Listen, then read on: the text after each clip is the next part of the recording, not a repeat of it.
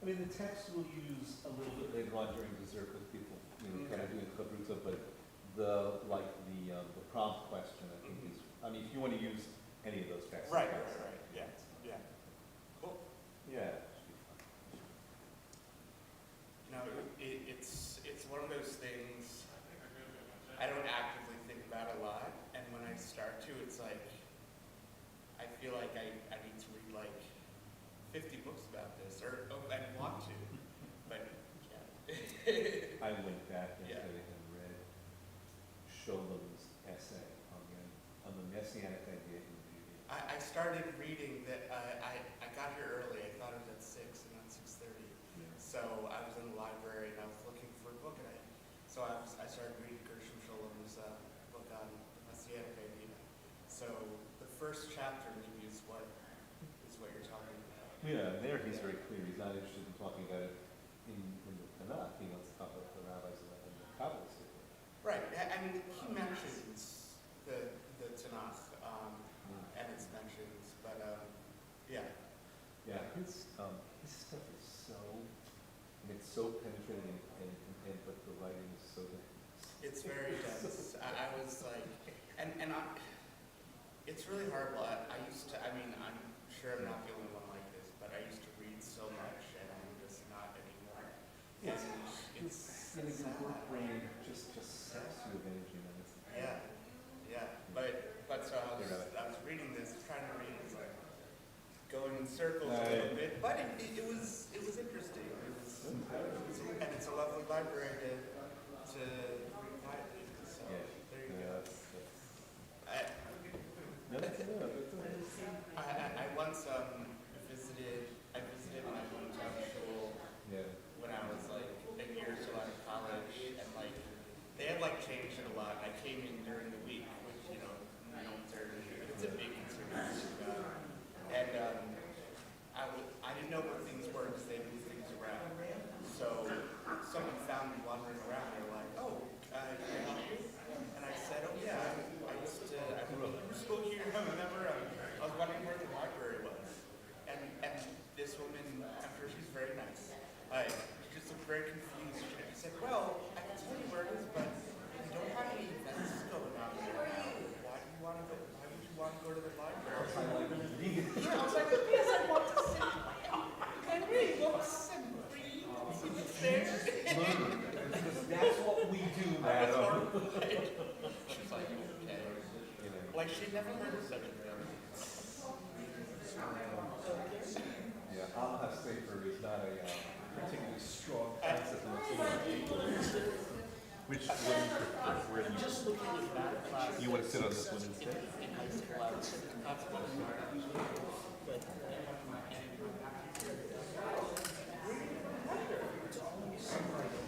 It's always something. Yeah. But like, why do you need to add things? Go, Rabbi. Yes. Oh, no, it wasn't like dual thing. You guys just do anything. Very much. Oh, Where would you like to be? I need to be. Then you be there. We have Robert. He's got a cane. Yes. Robert's got a cane. He was dancing with his cane outside. He's doing that one.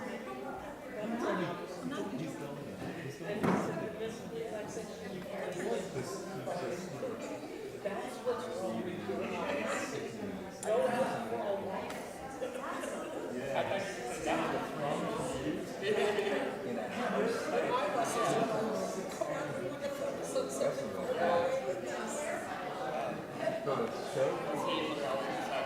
No, that was what he said. He said that's what you said.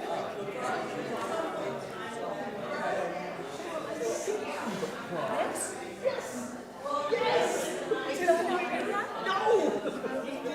There was an attachment on the text. No, the plot is in the body. I'm gonna read it now. I'm gonna be ready. Don't you worry. All right, do what every other rabbi does. It's just fun to do. You're still doing it at 5 years old. I told you as long as I'm not first. You're not going to be first. I have one congregation here, so I think I'm good. Hello, Roberto. Hey.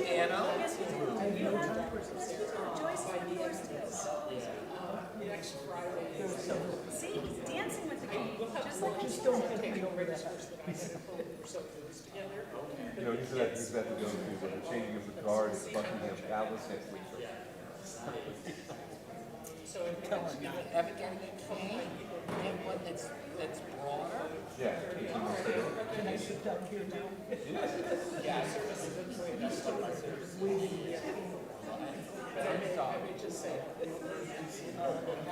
See, how did you get off the hook with this? I did read this. Dan, I did read this when you first read it. Oh, yes. And that, I'll tell you what, come back tomorrow, you can do the Barto. Come back tomorrow morning, you can do the sermon. You'll do the sermon. You'll do the sermon. Yeah,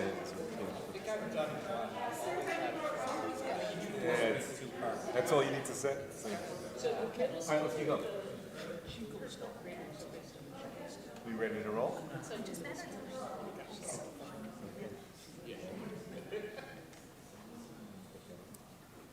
Welcome, everybody. We're glad you're here. Chag Sameach, almost Chag Sameach.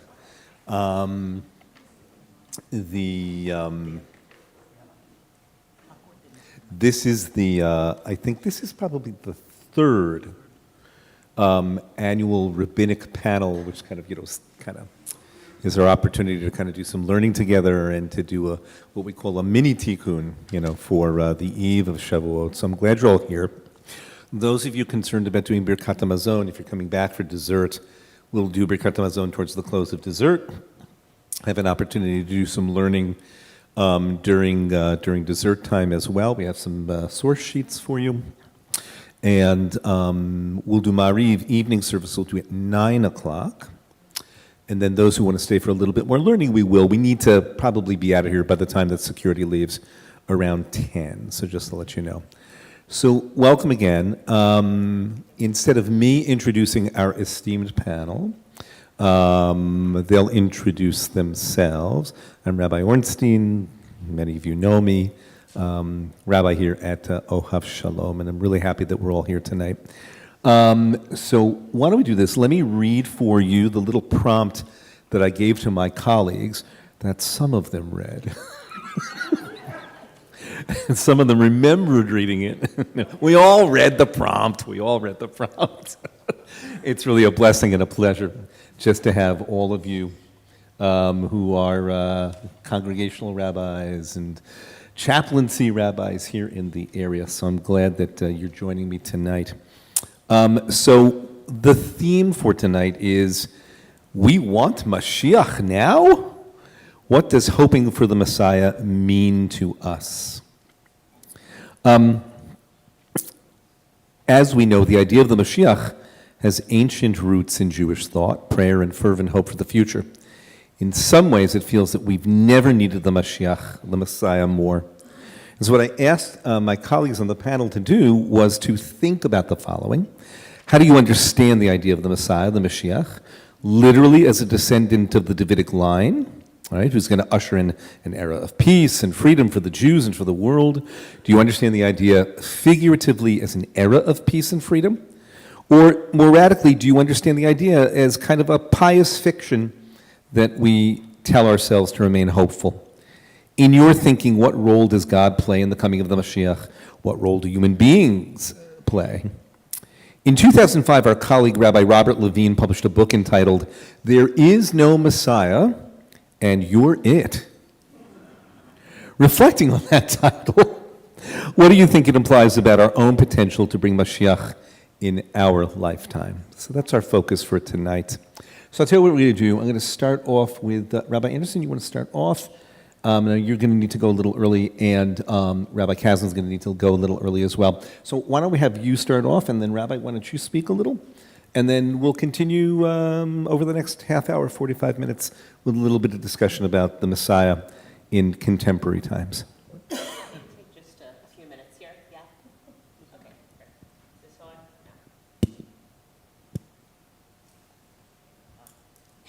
No. Okay, is this on? Yes, wonderful, thanks, hi.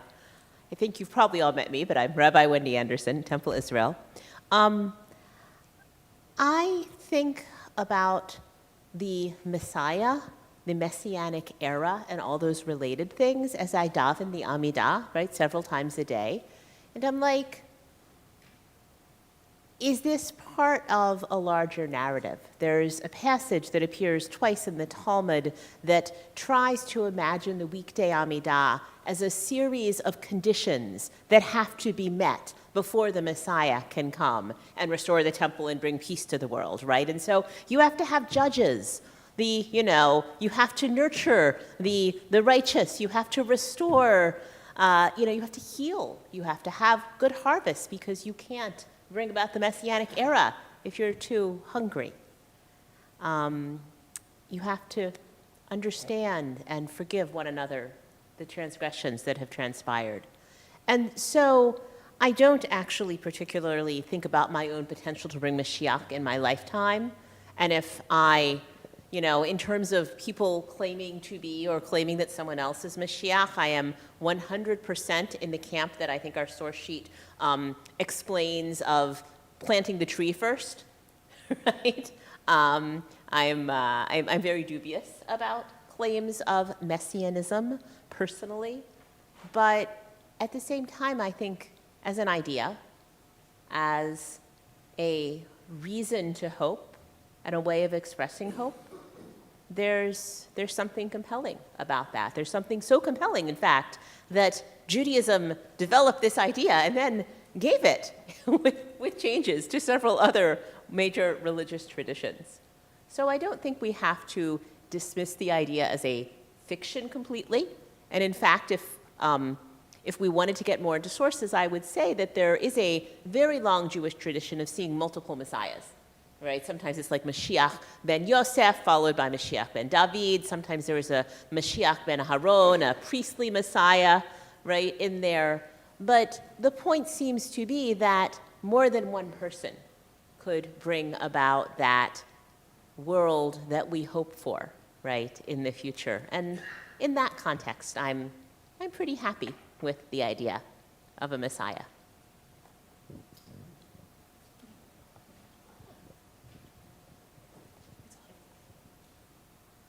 I'm Rabbi Robert Kasman. I'm at Bethel in Troy.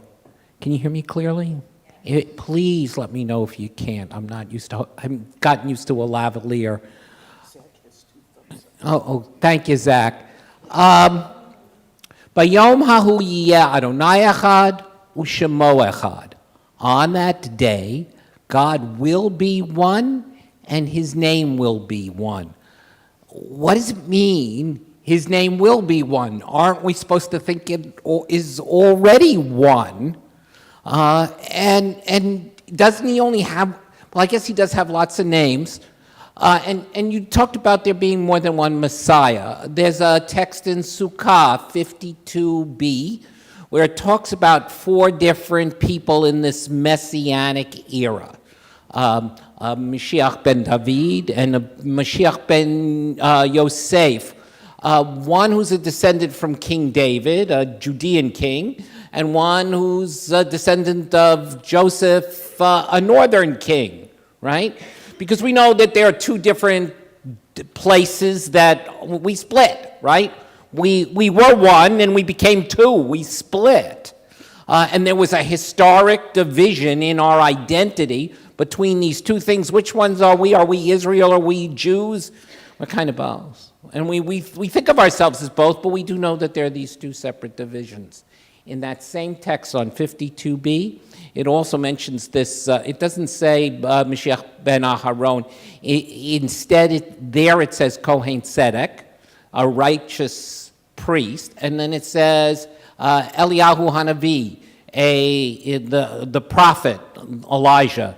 And we know that there's a duality, a separation, a division in Judaism too, classic in the sources, between the priest and the prophet. When they get together, it's a miraculous thing because priest and prophet never get along.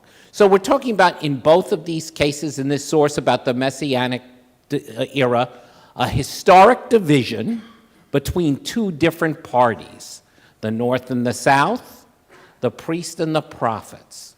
V'yom hahu yiyeh Adonai echad u'shemo echad. On that day, it'll be only one. Instead of those divisions, why is it we're talking about multiple Mashiach when we all know we're talking about a day when there's one Mashiach? So on that day, there will be one. There's going to be a day where instead of the tribes being divided into two nations, where they're actually, or 12 different tribes, where they're actually able to function as one, because everyone knows they're Jews, they don't really function well as one. And instead of it being on one day, on that one day, instead of the priest and the prophet having a debate, they actually are able to get along with each other. To me, the Messianic era is that day on which those historic divisions are set aside, and for some reason we're able to work in a cooperative way, all of us together. In the same way, wouldn't it be a miracle if the Republicans and the Democrats, if the House and the Senate, if the Senate and the legislature and the executive, and God knows about the judiciary, if those historic divisions between the North and the South and the East and the West, not only here but everywhere, heck, I'm not an expert on Islam, but have you ever seen the Shiites and the Sunnis getting along with each other? Because I haven't. Have you ever seen the Ottoman Empire, the Hittites, whatever we're going to call them this generation, getting along with the rest of them? To me, the Messianic era is B'yom Hahu, on that day, Yiyeh Adonai Echad U'Shemo Echad, that there will be one day. And heck, notice the time period that the prophet Zechariah puts on it. One day! You know, hopefully we'll light the Messiah and he'll last for 8. I hear miracles happen that way. But wouldn't it be nice if there was a day where all of these divisions would just let us be? And then on that day, instead of us being divided, we would be one.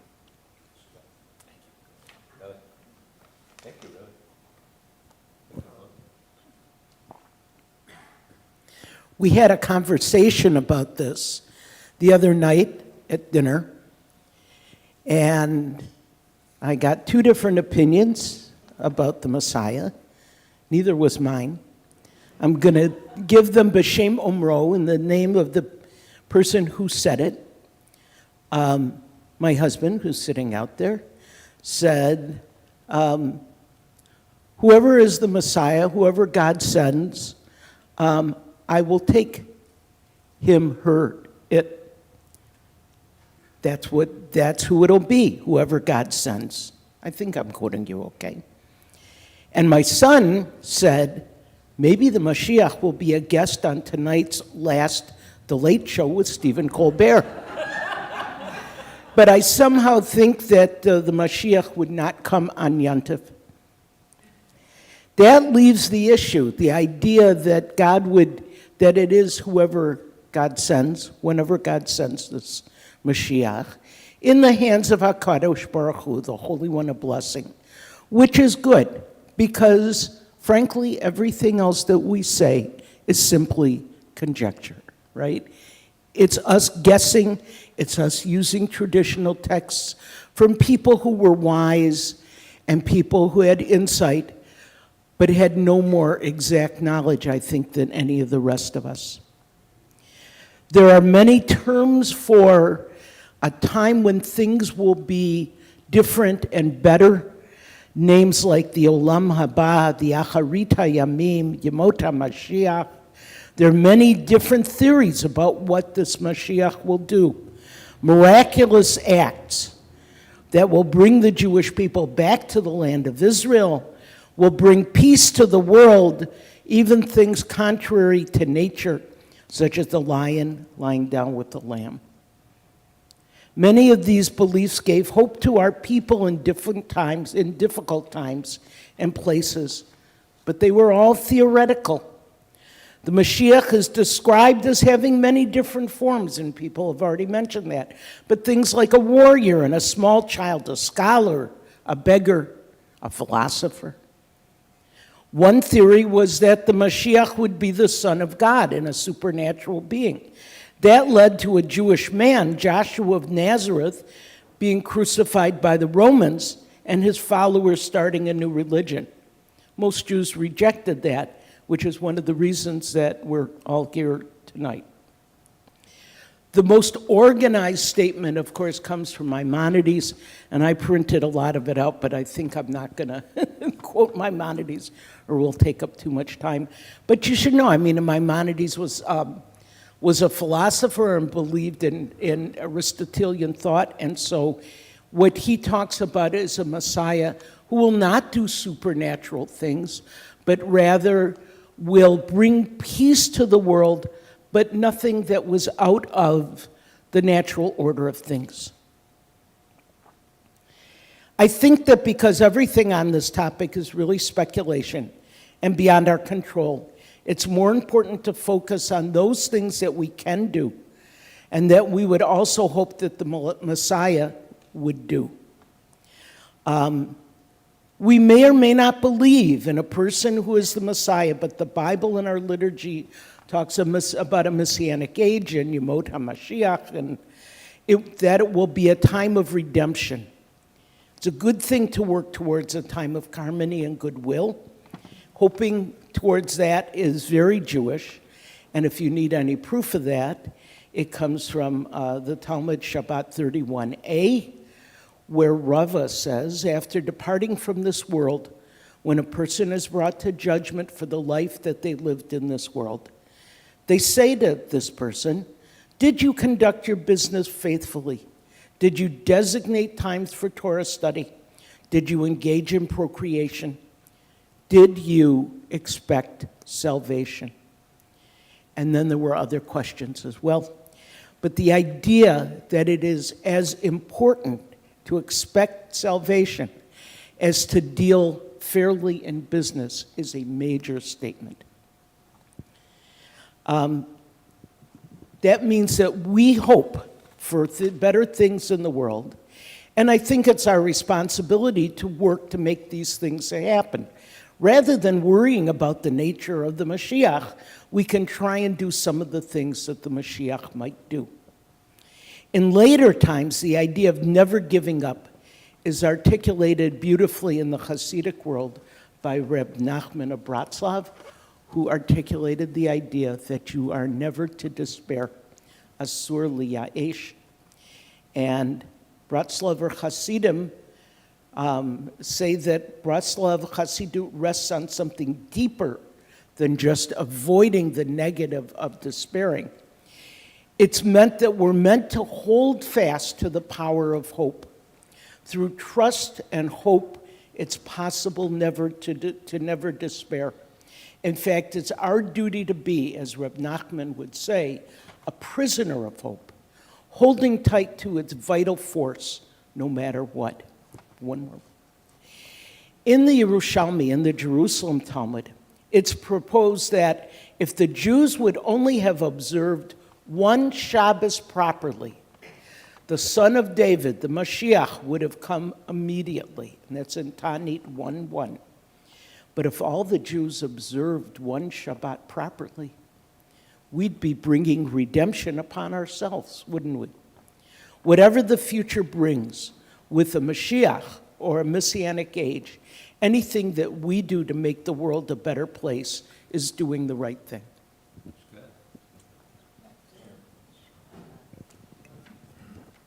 Hi, I'm Rabbi Shara Sigfeld from Congregation Beth Shalom in Clifton Park. Many of you I know. If I haven't met you, I'm happy to meet you and welcome. I'm glad you're here. So this past week I was in California and I was flying back from LAX Sunday night to Denver, and there was weather in Denver, so our flights were delayed about an hour and a half. So we get on the plane, we're all there, we fly to Denver, we arrive in Denver, and a lot of us on the plane are totally stressing out because we have connections to make, and if we don't make them, we might be in Denver for the night, which is not delightful for some of us that want to get home. So the stewardess gets on the announcement and asks everyone whose final destination is Denver to please stay seated while others can get up and get moving, and you can feel the tension in the air. About 3 rows in front of me stands up this very tall man, maybe about 35 years old, with a beard, and he starts getting suitcases from the overhead compartments, asking people if this is their bag, do they need it, and helping people with their luggage. And then he stops and he looks to his right, and there is an elderly couple to his right who also needed to make a connection, and they needed to get there quickly. And he said, "Can I help you with your bags?" And they told him where their bags were, and he helped them. And they got up, and they were a little unsteady on their feet. I was watching, particularly because they reminded me of my parents. And he said, "Let me take your bags for you. I'll roll them, and you walk and keep your balance." And they were rushing, and the rest of us are behind them, and there are people, you can hear them getting frustrated, but not making noise because this is the right thing that's being done. And this couple, they're balancing themselves and getting off the plane as quickly as they can, and he's behind them with their luggage, and I was like 8 people behind him. And they got off the plane, and I'm hearing the people behind me, and one goes, "Look, he's Jewish," because he had a beautiful Dodgers kippah on. And the flight, I was processing this program, and I'm thinking about this, and I was just so taken by this moment. It was beautiful. And as I passed him, because I was in a rush to get to Albany, there's like one flight to try to make it Albany, and I walked by him, and I had to stop, and I said, "Thank you for being such a mensch." And he looked, and he said, "We're going to bring the Mashiach." I said, wow, that's my perfect intro for this program. Whether or not I read what Rabbi Dan wanted me to talk about. But it's true. And this is what I believe. Is there a Mashiach coming? I don't think anyone honestly believes in this illusion that there's going to be this white donkey that's going to come rolling into town and there's going to be just love and happiness and joy tomorrow and all the problems of the world are going to disappear. But I do believe in this title of the book that there's no Messiah, you're it. Because the responsibility is ours. And it is how we treat one another and how we affect the world around us and do right that will bring about a time of peace, a messianic era, a time where people are treated with dignity and respect, and children aren't living in fear. They're living in hope and happiness like we all should be.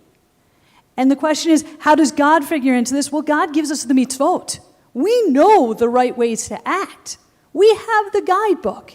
And if each of us can do our part, that is bringing about a messianic age. Whether it's an individual, the Mashiach, that would be great. Like, that would be so fun to have a leader that we could all respect and love. I don't know if we're going to get there, but we can make the difference in our own actions and how we inspire others. I am a child of the 80s, 90s, and there was a fantastic ad campaign and commercials back then. It went something like this: be all that you can be. I know you've heard it. Yeah, it was for the army. But I believe that if we can all be the best that we can be, we will affect change. And we will bring about an age of peace and respect and commonality. So that is my messianic age, and I believe we can do it. So I'm tasking all of you to join this force.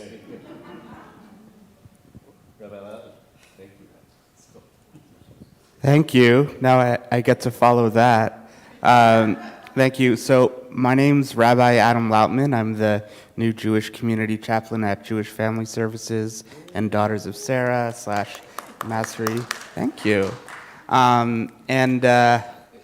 This is one of those questions that I always feel like I want to research more and actually figure out what I do think about it. And this would have been a wonderful opportunity to do it. So I didn't reach an answer. But there's some things I can speak for myself. I am more in the house or school of there is no Messiah and you're it. The very simplified Kabbalistic creation myth, the vessels broke and divine light was scattered, and it's our job to pick up the pieces and make the world a better place, tikkun olam. That was very influential on me when I first started getting back into Judaism in my early 20s, and it was actually, that exact story was actually something that my own rabbi related to me on my bar mitzvah, on the stage, that I literally did not hear at the time and only knew he told it to me because we had a recording of it years later. And if I had heard it or like not had this stress going on, it would have probably been very impactful then too.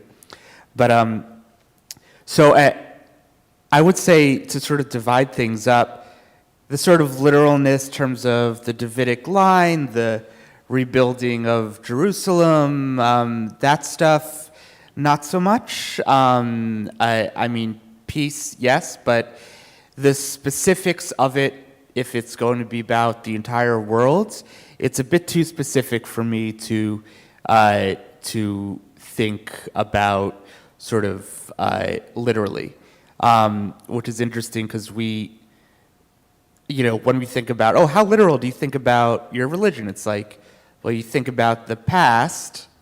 What do you believe about what happened in the Bible? And then you think about the future.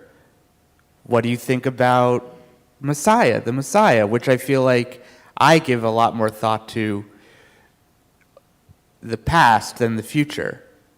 But a thought experiment I've done, if we're separating between Messiah coming as a time of perfect peace and end of poverty and justice for everybody, not just people getting along, but also justice, and also the mystical part of it. So I'm both Reconstructionist and renewal. So you can imagine how challenging that can be sometimes in my own brain. So sometimes I think to myself, what would it feel like if this mystical image of Mashiach happened, and despite whatever I believe, or just a mystical being appeared and everything sort of got peaceful, and I don't know, we disintegrated into these beautiful spiritual atoms. And I always think, I don't want that to happen. Like, I still don't have a boyfriend yet. Like, I have so many things I want to do. It's like I haven't been this place yet. I haven't done all these things yet. And it's like, oh, you want to wait till like to end world poverty? You don't want that to happen till like you get married? It's like it's very silly. But that's the reaction like I have in my head. Like, I don't like that idea of that. It's like, I'm not done yet. Don't press play. But it's an interesting thought experiment.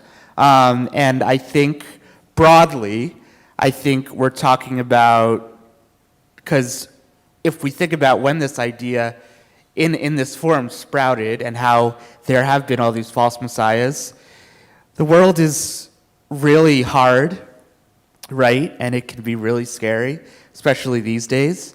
And people want a Messiah. People want someone to come and solve all their problems. And that has led to some very bad things. There have been very helpful people, of course. But I think I'll sort of start to wrap this all up by, first of all, pledging to further consider for myself how I consider the Messiah and the Messianic age, by the way, which is very interesting to think about. It kind of implies that age is going to end.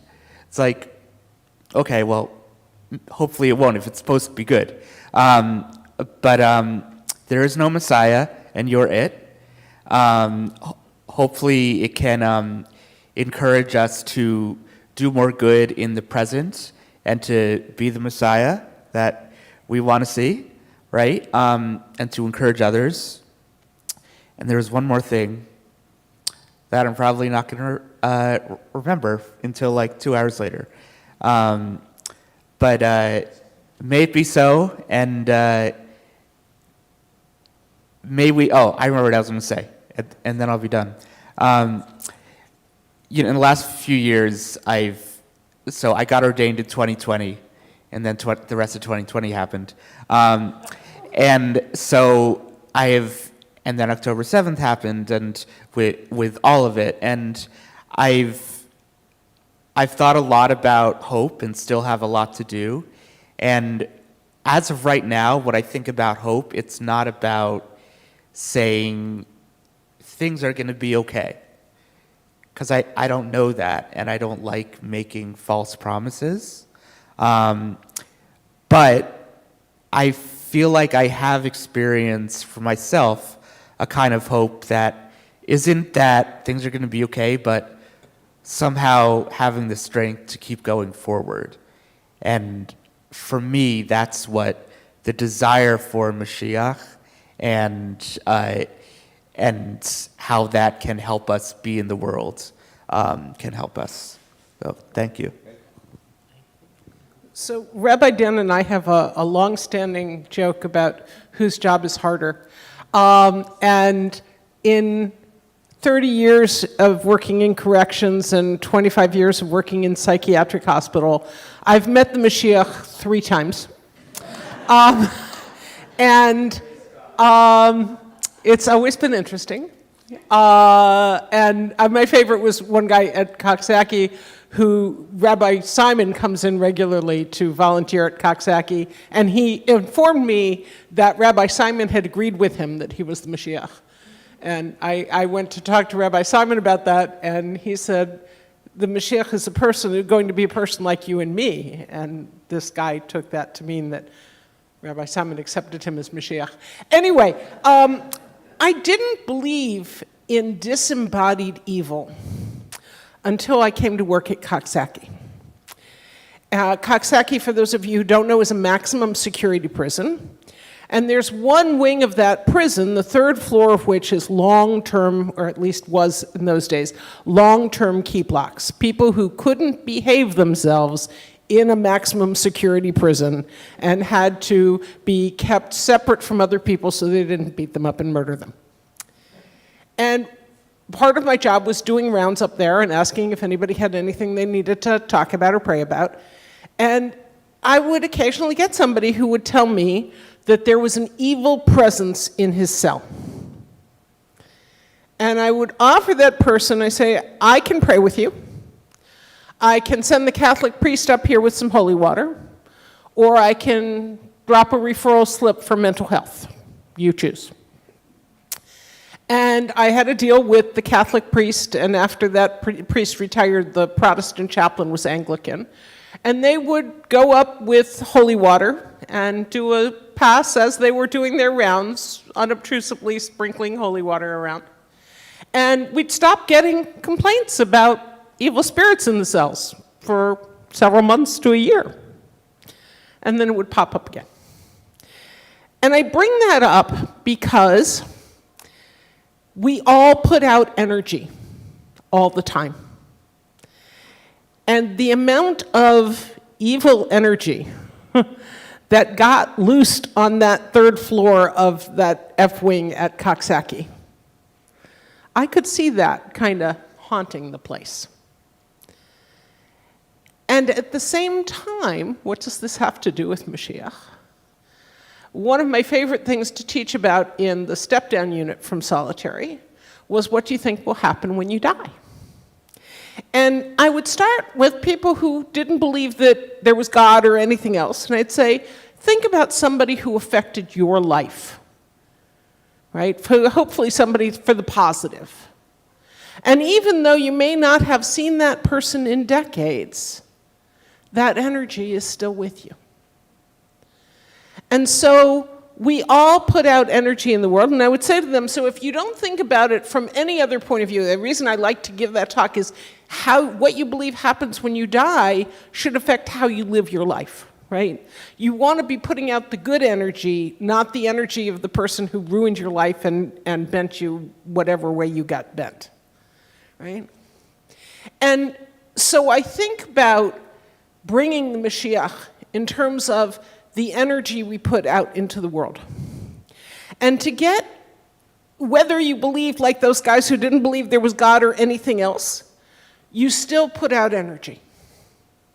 And you can be putting out good energy, and you can be putting out bad energy. But in the mystic tradition, we say that everything that we do, right, every time we put together some of the shards, right, of that first explosion of creation, right? I like to think of doing mitzvot as plugging in divine extension cords, that we're bringing holy energy into the world when we do the things we're supposed to be doing, when we're doing mitzvot, especially the mitzvot that don't seem to make any sense, right? So when we do what we're supposed to be doing, when we hold the suitcases and walk them down the aisle for that lovely older couple, right? And do that with kippah on our head. So we're not only helping that couple, but we're being exemplars of what we believe. We're representing in the world, right?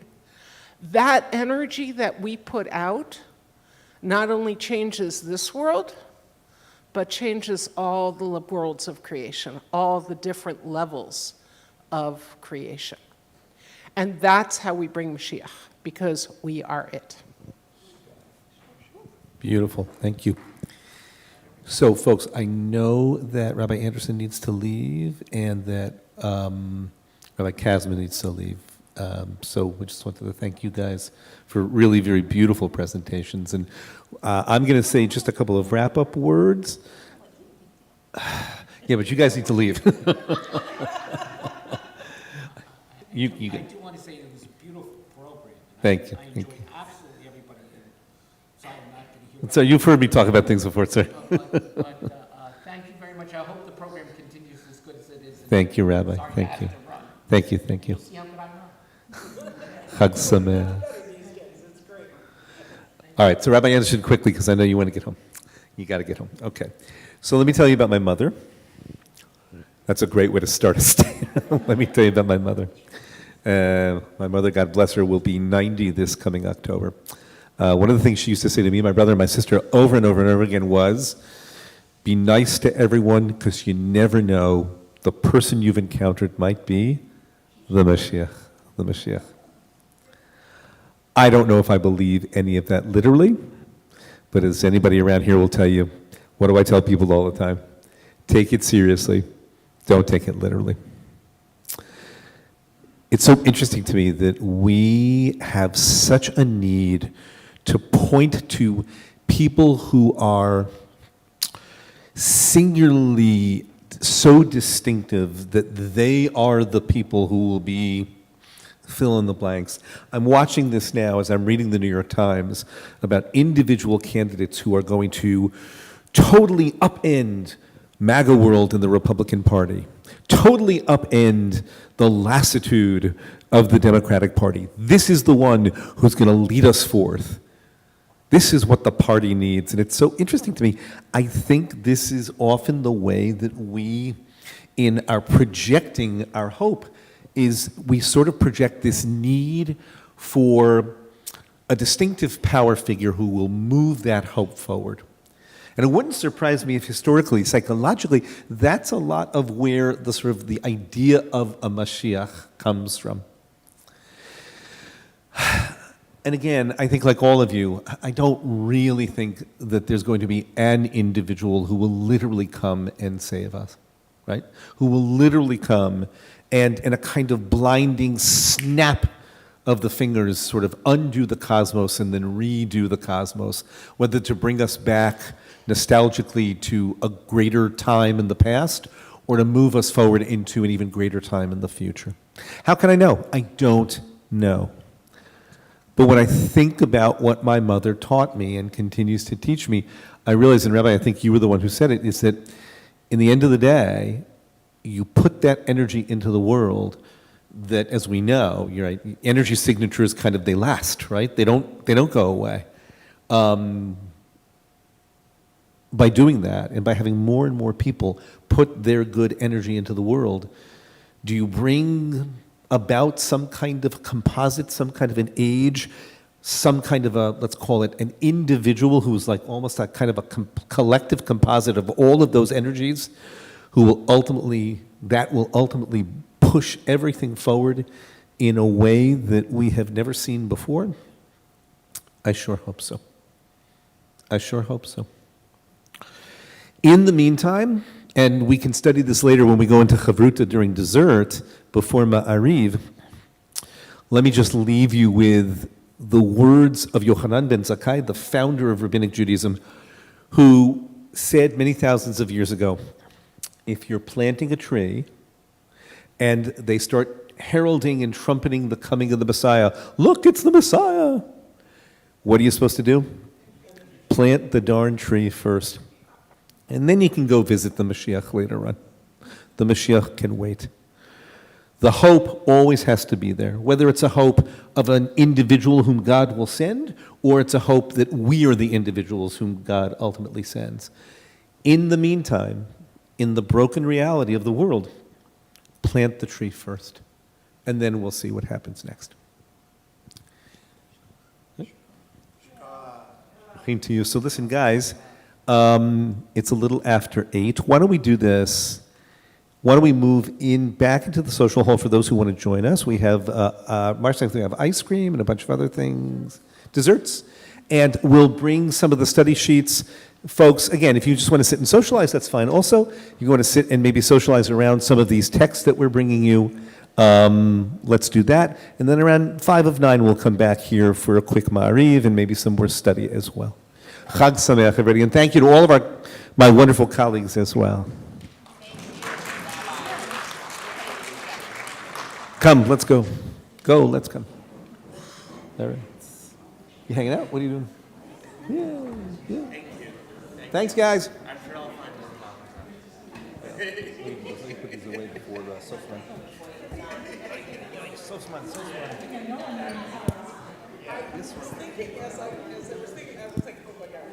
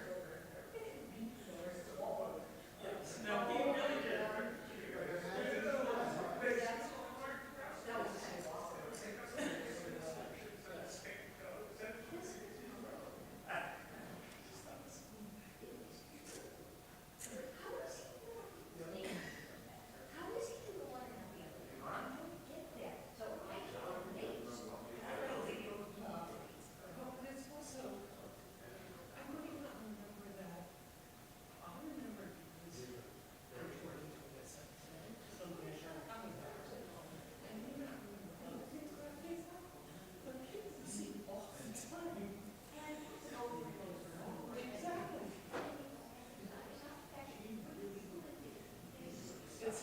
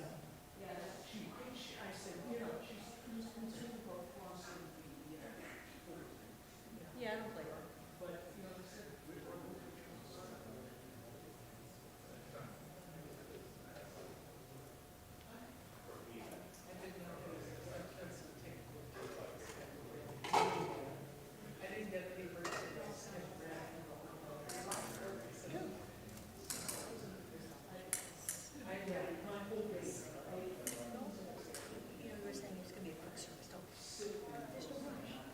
Some of us, you know, like this. Yeah, you're right. Enjoy the service. It's a beautiful. It is a beautiful song. So there's no reason that, oh, it's gonna be quick. It's, you know, come to service. You're right. I think I worried something.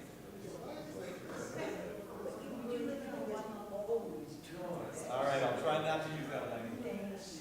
I'll try. I got it.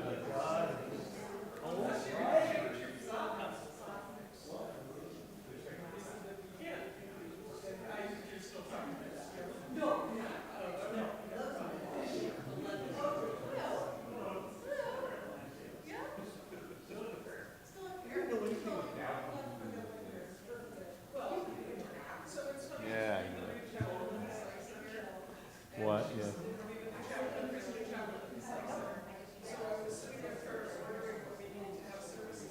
Yeah. Yeah, yeah.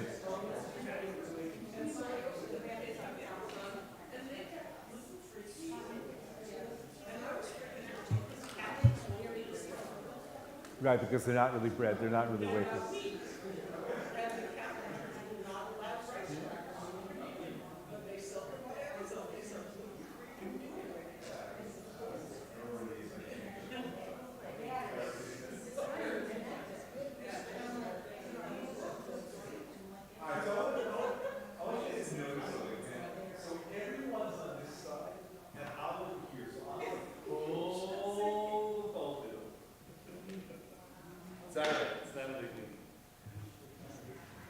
All right, come on.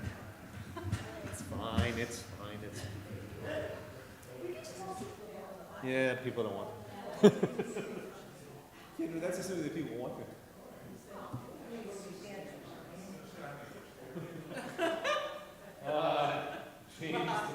James the contrarian. Yeah, like 9:15. By 10. And all Jim's worried about.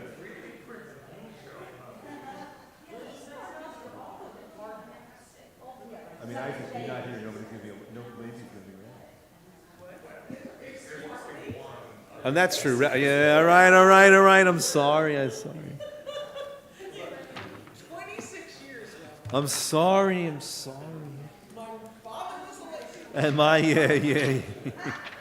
I got it. I'm sorry. Isaac, don't show up tomorrow so that Rabbi can have her over.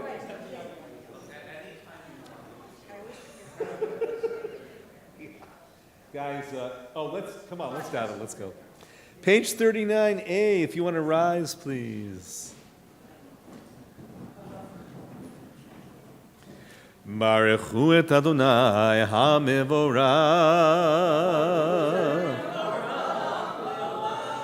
Baruch Adonai HaMevorach leolam vaed. Baruch atah Adonai v'chadam asher bidvaru mari v'aravi b'chumem.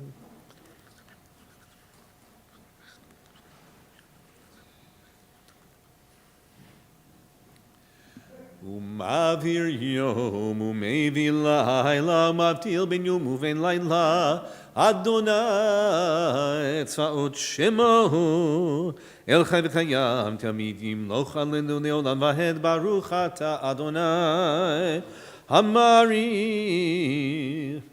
Aravim 40.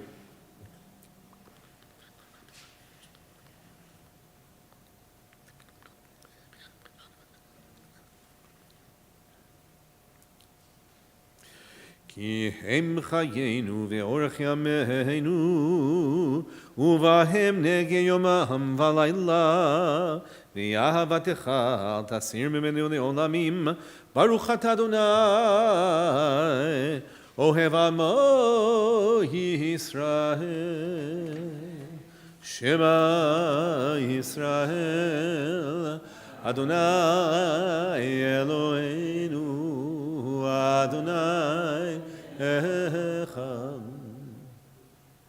V'ahavta et Adonai Elohecha V'chol levavecha u'v'chol nefshecha u'v'chol miodecha V'hayu hadvarim ha'ele Asher anochi mitzadecha Hayom alevadecha ושיננתם לבניך ודיברת בם בשיתך בביתך ולכתך בדרך ובשוכבך ובקומך וקשרתם להיות ידיך והיו לטוטפות בין עיניך וכתבתם על מזוזות ביתך ובשעריך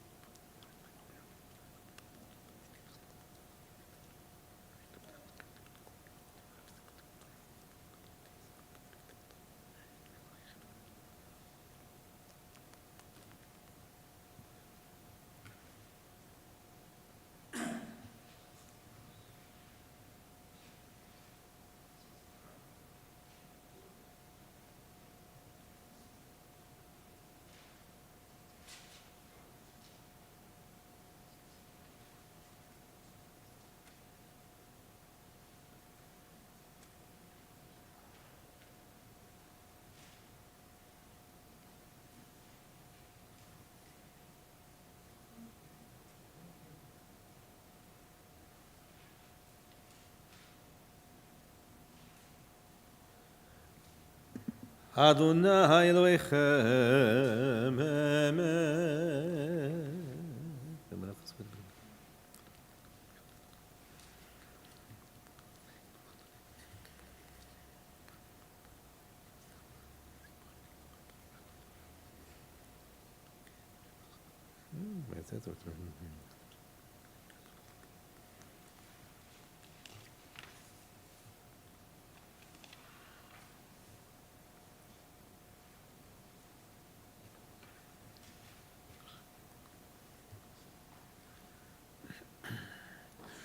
ומלכותו ברצון קיבלו עליהם משה ובני ישראל לכנו שירה בשמחה רבה ויאמרו כולם מי כמוך בנים אדוני מי כמוך נדר בקודש נורא תהילות אוסף אליהם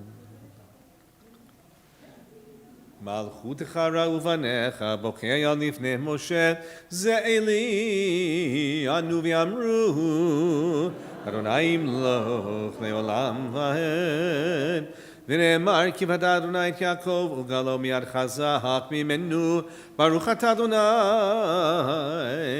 גל ישראל השכיבנו את מלך שלום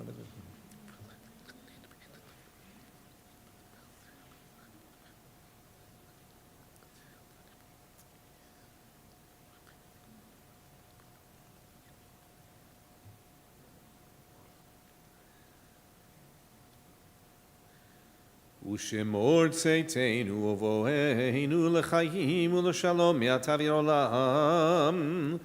ופרוס עלינו סוכת שלומך, ברוך אתה אדוני, הפרס סוכת שלום עלינו ועל כל עמו ישראל ועל ירושלים. וידבר משה את מועדי אדוני אל בני ישראל. 46. יגדל ויגדל השם רבה, וילמד יברח ירותי וימליך מלכותי בחייכון ובמכון חיי כל בית ישראל. בגלל זמן קריב אמרו אמן. יהי שמי רבה מברך לעולם ולעולם ימיה. יברך וישתבח ויתברך רבה מתנשא ויתהדר ויתעלה ותעלה שמי קדושה בריחו לעילה מן כל ברכתה ושירתה תושבחתה ונחמתה דמירן בעלמא ואמרו אמן.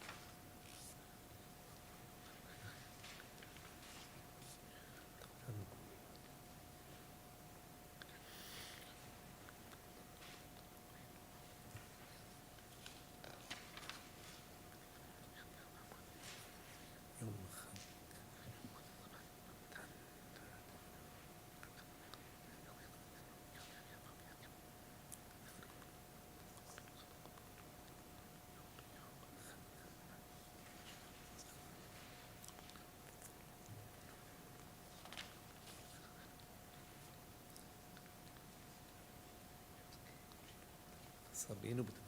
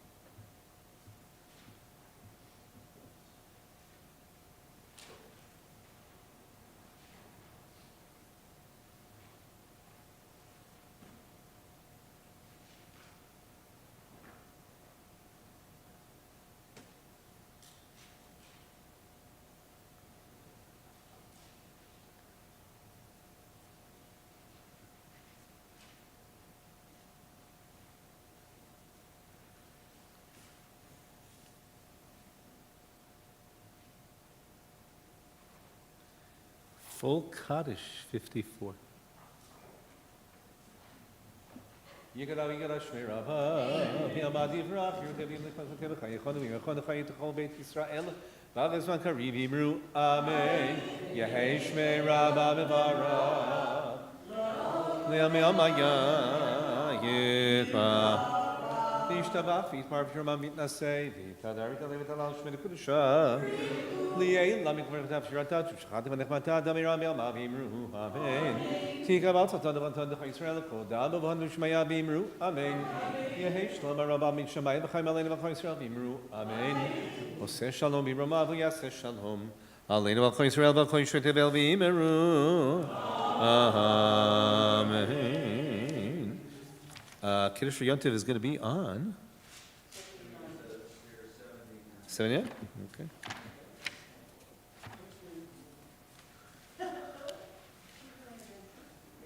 That's at the Chaneiro. It's hold up a second. No, we're not counting any of them. We're done with it. He's essentially the end of Omer, right? Baruch atah Adonai Eloheinu Chaolam, Borei Pri Hagafen. Baruch atah Adonai Eloheinu Chaolam, Asher bachar banu mikol ha'am, v'romanu mikol lashon, v'kiddishanu b'mitzvotav, v'atiten lanu Eloheinu b'ahava, moadim l'simcha, chagim uzmanim l'sason, et yom Chag HaShavuot hazeh, zman matan Toratenu mikra kodesh, zecher l'tziat Mitzrayim, Kivanu v'acharta, v'otanu kidashta mikol amim. Umoadei kodshecha b'simcha v'sason hinchaltanu, Baruch atah Adonai, Mekadesh Yisrael v'hazmanim. Baruch atah Adonai Eloheinu melech haolam, shecheyanu, v'kiyamanu, v'higiyanu, l'zman hazeh. Aleinu on page. Got to go back here. 56, thank you.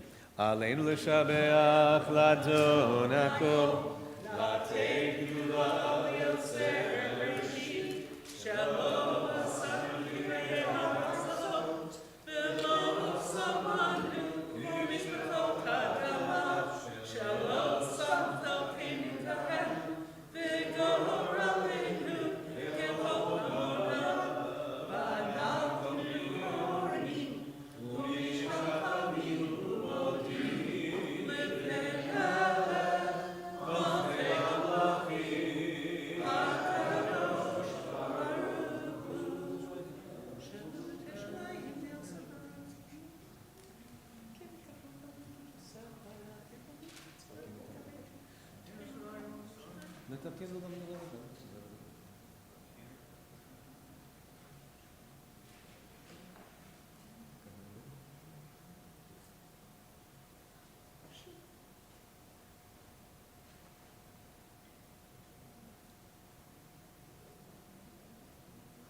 כתוב בתורתך, אדוני ימלוך לעולם ועד. נאמר והיה אדוני מלך על כל הארץ. ביום ההוא יהיה אדוני אחד ושמו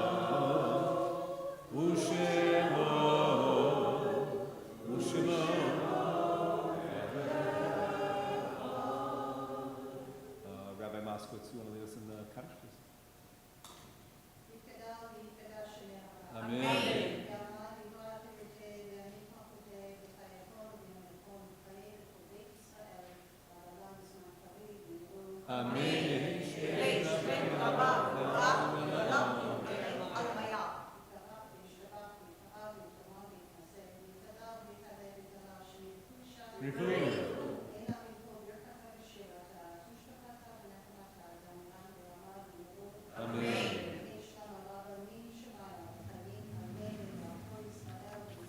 Amen.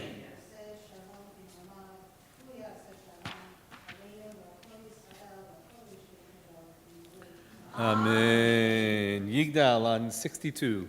Yigdal Elohim Chai ve'yishtaba nimtza v'yehinet el metziuto ech וייחודו נעלם וגם אין סוף ליהדותו, אין לו דמות הגוף, אינו גוף לא נרופא, קדושתו קדמון לכל דבר, אשר נברא ראשון ואין ראשית, לראשיתו הינו אדונו, וכל נוצר יורד גדולתו ומלכותו, שפע נבואתו נתנו, אלא אנשי סגולה ותפארתו לא קם בישראל, כמו שעוד נביא ומביא את אמונתו תורה לעמו על יד נביא או נאמן ביתו, לא יכל יפעל, לא ימיר דתו ליעולמי, לזולתו צופה ויוקע, סתרנו מביט בכל, בקדמתו גומר איש חסד,